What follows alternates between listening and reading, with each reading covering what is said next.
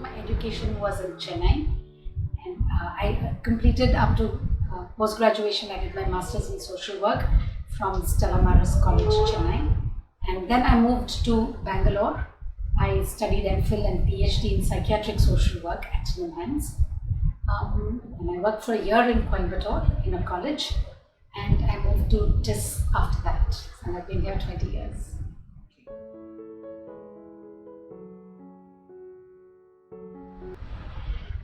Looking back, I think my journey has been very eventful, because I'm actually proud to say that I've made this all on my own.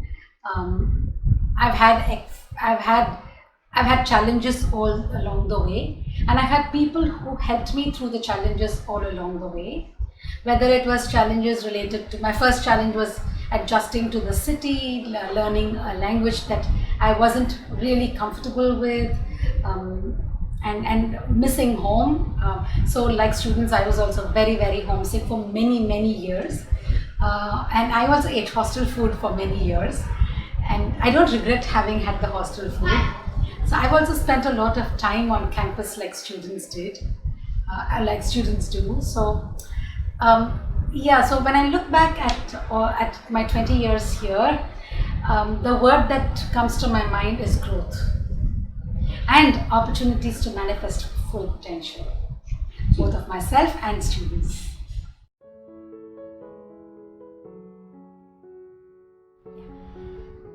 When I first came to TIS, I was with the Department of Medical and Psychiatric Social Work. I love psychiatric social work. I mean, I just come alive when I have to teach anything related to mental health or families. So when I first joined this Department of Medical and Psychiatric Social Work, I was very happy to supervise in clinical settings. It just gave me a great kick, and I thought life was beautiful really to do this. Then I was called for a promotion interview. I mean, I applied for a post on promotion, and I wasn't so sure whether I should really leave the department and go. I guess that's my style of functioning. But then my colleagues said I was out of my mind. If someone is saying, come on, apply for a post, and we don't want to apply, they said it's weird. So I said, okay, I will apply. And I just got the post, and even shifting offices, moving away from a department which I really loved, particularly the course which I really loved, to move into families was a little bit of adjustment. I mean, for me it was a life event actually, and I'm glad that happened, because I loved teaching the course on family-centered social work practice. Again, because of my association for many years, for about 4-5 years in the Family Psychiatry Center, I was super happy to teach the course and bring in my own clinical skills into the course. So and I took this promotion with a specific mandate to develop disability social work. So that's how we started working on the disability program, that is Masters in Social Work and Disability Studies and Action. So it was really like creating a new program, and it was like a baby, So start from, what are we going to do, how are we going to do, long hours of discussions, staying in, faculty colleagues and I would stay in each other's houses, we would eat lots of food, have lots of fun, and also do work. I really enjoyed that entire space of, thinking aloud, brainstorming, co-creating, and undertaking research to do that. It was a very rigorous process through which we started the Masters in Disability Studies and Action. I thoroughly enjoyed it. And by the time our first batch was enrolled, I was the chair of that center, and I was super nervous. I'm not the kind who quite takes to admin work, but I think it was a good experience for me. I quite enjoyed that experience, being with students, and so we would tell them that they would take advantage of the fact that they are the first batch, and so they would say, we're always your firstborn, no? So we'll be special for you, no? So we say, yeah, you may be the first batch, but you're not the last batch, so you've got to set precedence, which is very, very, raise the bar for others to, come in. So I don't regret having been in the center. It's a beautiful experience, because it's a niche area. There was so much that we could do, and there is so much that we can do in the field of disability. And it's been a good experience. I recently moved to the Center for Equity and Justice for Children and Families. So there I am, back to teaching family work. You asked about secular ethics, Yeah. right? Yeah, so secular ethics is a course that we conceived. We were three of us who were involved. Dr. Monica Sharma, who's a Tata professor, visiting professor, Tata Chair visiting professor, Sudarshan Rodrigues, who's with the Nagaland Center, and we created this course together. This course also came up. It had the blessings of His Holiness the Dalai Lama. When the former director was in touch with His Holiness used to say that, I'm only a saint, I'm a monk. I only talk. I want you people are my hands, so you need to implement this. He was very keen that we start this course on secular ethics. He actually called it Universal and Secular Ethics, and he says we need to teach ethics in a manner that transforms the world. And young students are the ones who need to be taught this course, because he believed, like most people do, that young people, in all people, including young people, have inner capacity, have the innate qualities of compassion, fairness, and equity, and that should be harnessed to shift disempowering systems and norms, and also generate results that are sustainable. So again, we enjoyed creating this course, and we offered it in various forms, whether it was a 2-credit course or a 4-credit course, and I enjoy teaching that course. That course gives me a high. I can't tell you how happy I am at the end of every class, and it's a sense of accomplishment that to me is not comparable with any other. Okay.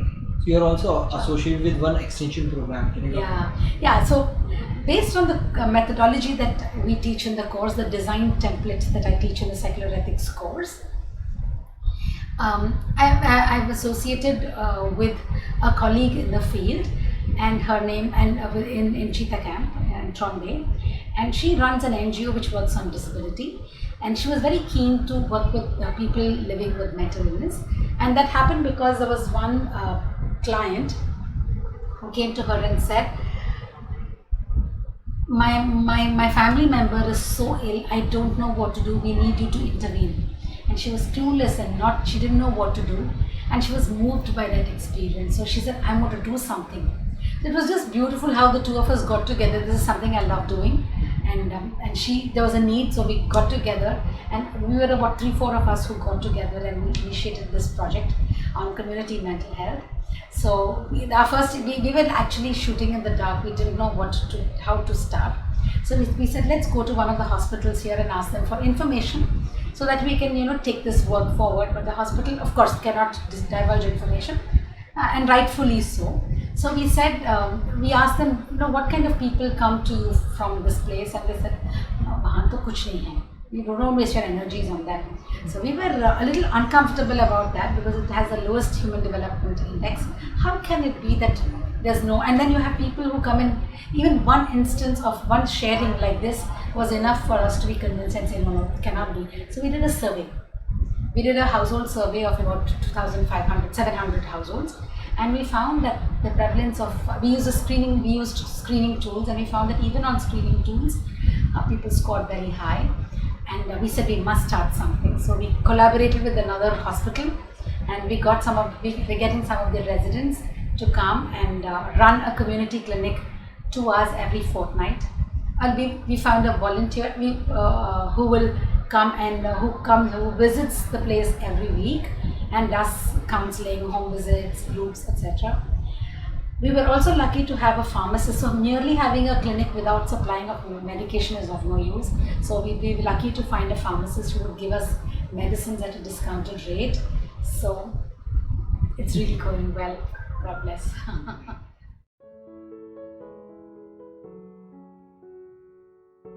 I remember when I was a student and I did mental and psychiatric social work,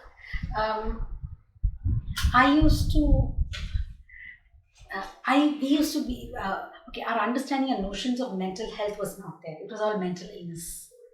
That was how, and because of the stigma around it, and we also trained ourselves to look at it from an illness perspective.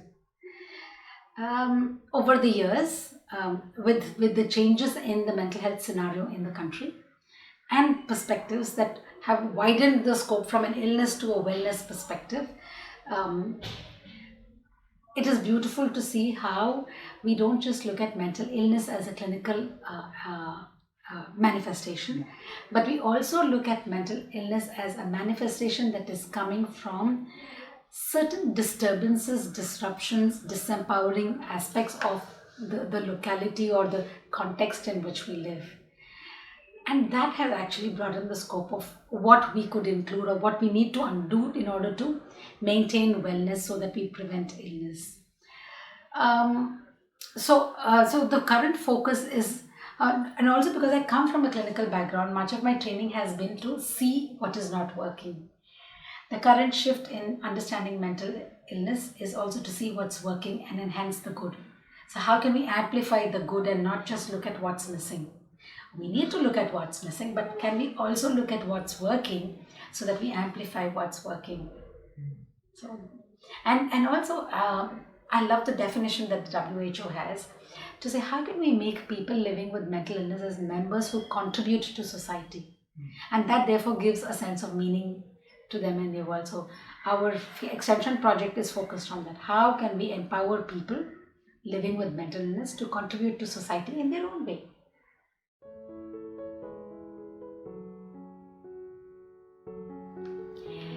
Okay, if you ask me what is unique about TIS, two words come to my mind: freedom and growth. Okay, freedom is for me to explore my limits, my potential, and freedom for me to create opportunities for others to explore their potential and what is it that they can do or cannot do. And the freedom is immense here. I don't think I will get this kind of academic freedom anywhere else. And I don't, this has inculcated this quality in me to be able to create an atmosphere of freedom, even to dialogue in class, to co-create even the lesson plan or the classroom.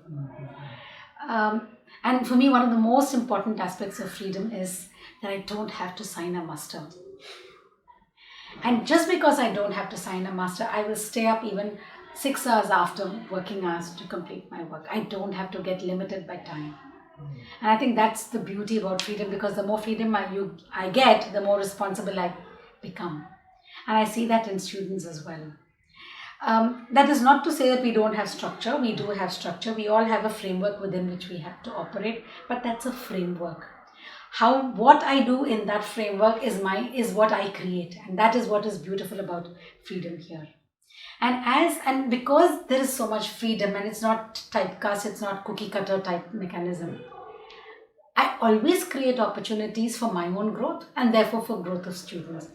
And the beauty is when I create opportunities for growth for students also create opportunities for me to grow. And I think so when I use these words freedom and growth, it's for both for me and for the students. And I think that is what is simply fabulous and unique about this institution.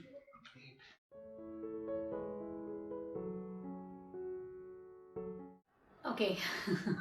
I remember when I first came, I would prepare so hard for the lectures, and then I would say, wow, I'm done.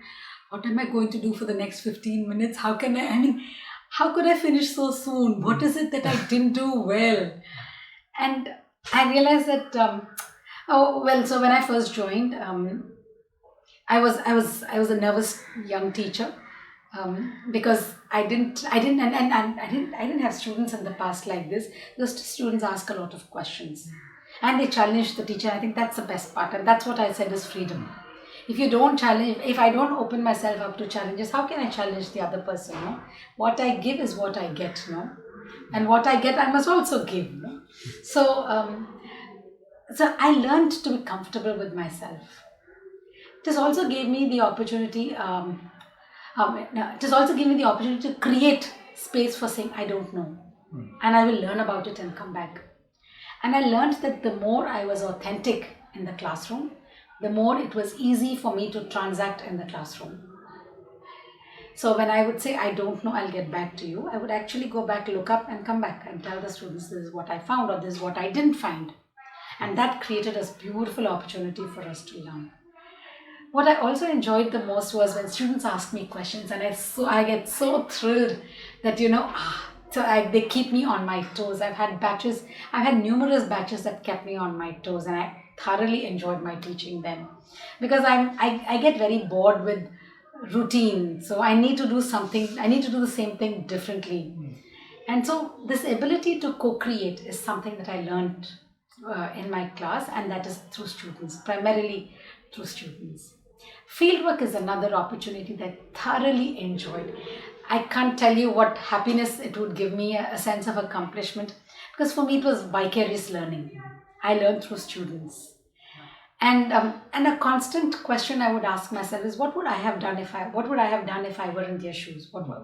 So this whole question of asking, and uh, and see, this is what we are taught in supervision in clinical work, that you don't give advice, but you ask questions that and that create space for inquiry.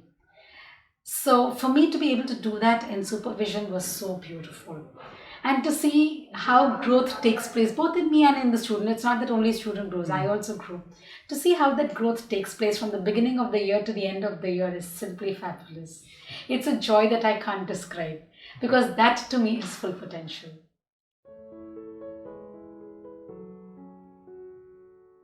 Research is an important method of social work, and we need research because all our professional, in our professional work, we are going to constantly work with data which is generated from the field. So for me to be able to, talk to people about a policy, about a scheme, I need to have some data. So I think it's important for students to learn research. Um, However, there are times that even I, as a teacher, emphasize students to go beyond their capacity, to be able to also develop, research skills in a manner that will further their growth. My job as a teacher is to push myself and my students beyond my comfort zone. Growth occurs only beyond the stretch of my comfort zone. So that's my job, to push students. So one of the things that I've learned is, do I want to be a teacher that produces results, or do I want to be a teacher who's popular? I chose the former.